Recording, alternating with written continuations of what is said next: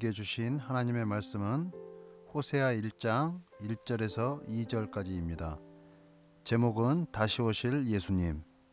우시아와 요담과 아하스와 히스기야가 이어 유다 왕이 된 시대, 곧 요아스의 아들 여로보암이 이스라엘 왕이 된 시대에 브엘의 아들 호세아에게 임한 여호와의 말씀이라. 여호와께서 처음 호세아에게 말씀하실 때 여호와께서 호세아에게 이르시되 너는 가서 음란한 여자를 맞이하여 음란한 자식들을 낳으라. 이 나라가 여호와를 떠나 크게 음란함이니라 하시니. 아멘. 호세아 이름의 의미는 하나님이 우리를 구원하신다라는 의미를 가지고 있습니다.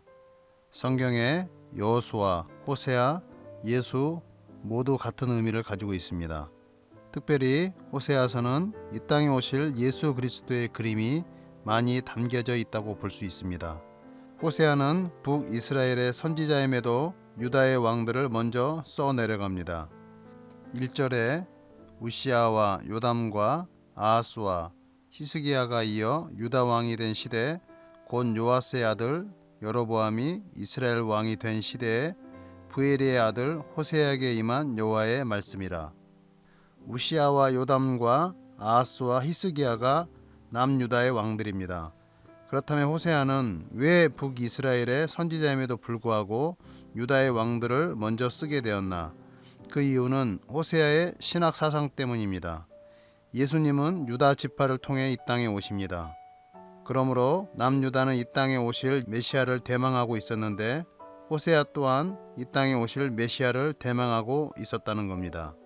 2절에 여호와께서 처음 호세아에게 말씀하실 때 여호와께서 호세아에게 이르시되 너는 가서 음란한 여자를 맞이하여 음란한 자식들을 낳아라.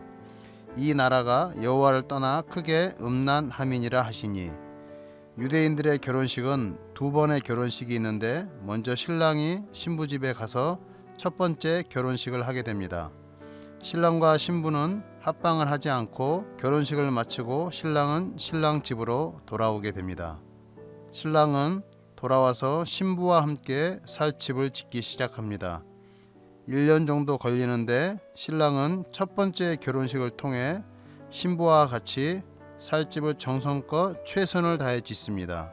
신랑의 아버지가 이제 그만 가서 신부를 데리고 오라고 할 때까지 최고의 신혼집을 짓습니다. 신부는 신랑이 돌아간 후에 언제 올지 모를 신랑을 위해서 열심히 신부 수업을 가지게 됩니다.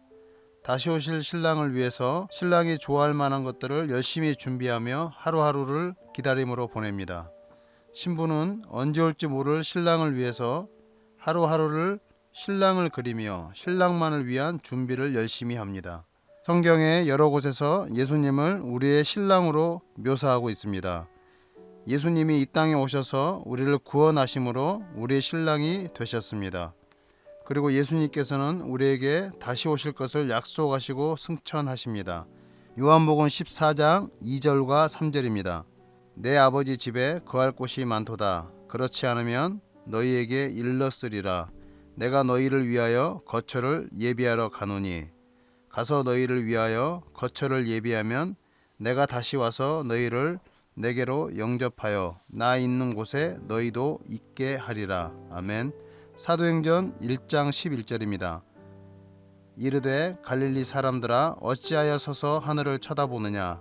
너희 가운데서 하늘로 올려지신 이 예수는 하늘로 가심을 본 그대로 오시리라 하였느니라. 아멘. 본문 2절을 끝부분을 보면 여호와를 떠나 크게 음란하였다라고 하나님께서 이스라엘을 향해 말씀하십니다. 당시 이스라엘은 북이스라엘과 남유다로 나누어진 상태입니다. 솔로몬 왕 이후로 이스라엘은 남과 북으로 나누어지게 되는데 솔로몬이 왕권을 잡고 있을 때 이방 여인들을 아내로 맞이하게 됩니다. 이때부터 이스라엘은 혼합 종교로 전락하게 되고 영적 타락을 가져다주는 계기가 됩니다. 솔로몬 이후에 여로보암과 르호보암이 각각 나라를 나누어 가지게 됩니다. 이때 유다 지파와 베냐민 지파가 남유다를 이루고 또 다른 10개의 지파가 모여서 북이스라엘을 이루게 됩니다. 솔로몬 왕 때 이미 혼합 종교가 되어버렸고 두 나라로 나누어진 상태에서도 영적 타락은 계속해서 지속되어지고 있었다는 겁니다. 사랑하는 성도 여러분, 예수님께서 기약 없이 승천하신 것이 아니고 우리와 함께 하실 거처를 준비하시고 다시 오실 것을 약속하십니다.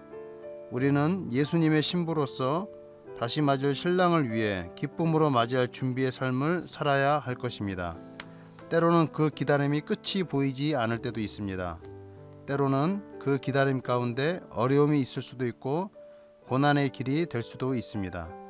하지만 예수님께서는 다시 오실 신랑으로 맞이하는 것으로 끝나는 것이 아니라 우리의 삶 속에서 언제 어디서나 함께 하신다는 겁니다.